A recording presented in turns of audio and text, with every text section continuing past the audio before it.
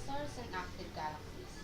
Probably the most unusual and dynamic objects in the universe discovered to date are quasars, quasi-stellar radio sources. These intriguing and very controversial objects were identified in the early 1960s by radio telescopes as strong radio sources that seem star-like. Later, visual observations revealed them to be fuzzy disks, some having bright jet-like expansions. One of the most controversial facts about quasars is the very large redshift observed in their spectra. According to Hubble's law, objects which produce large redshifts are at great distances from us. Some quasars are 15 billion light years away.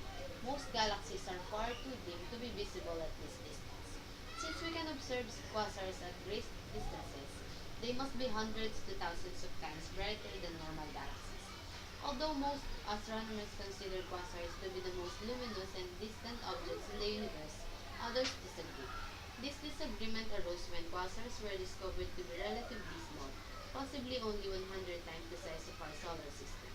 The small size of quasars was determined when research of old photographic plates revealed that some quasars vary in brightness with periods of as little as a few weeks. Astronomers know that a variable object can be no larger than the distance light can travel during the period of change, otherwise the variation would be smoothed out. Currently, astronomers are attempting to establish a connection between quasars and other very active bodies in the universe.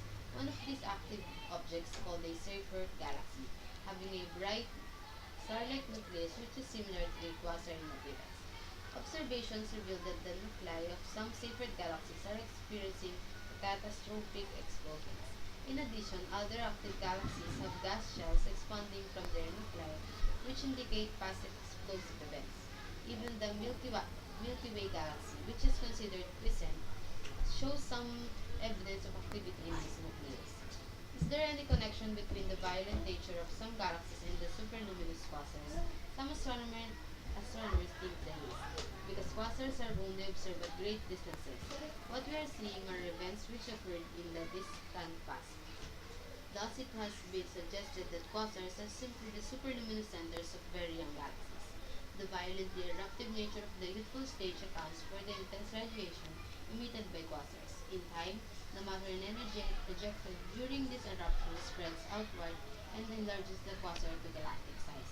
As these objects age, their activity lessens. If this idea is correct, and if we could see some of the distant quasars as they appear today, they may be relatively quiescent galaxies like our own Milky Way. Where the ocean is in order, the idea of galactic evolution is still very speculative. However, with the aid of a space telescope scheduled to be launched in the mid-1980s, it is hoped much more about the nature of quasars will be revealed.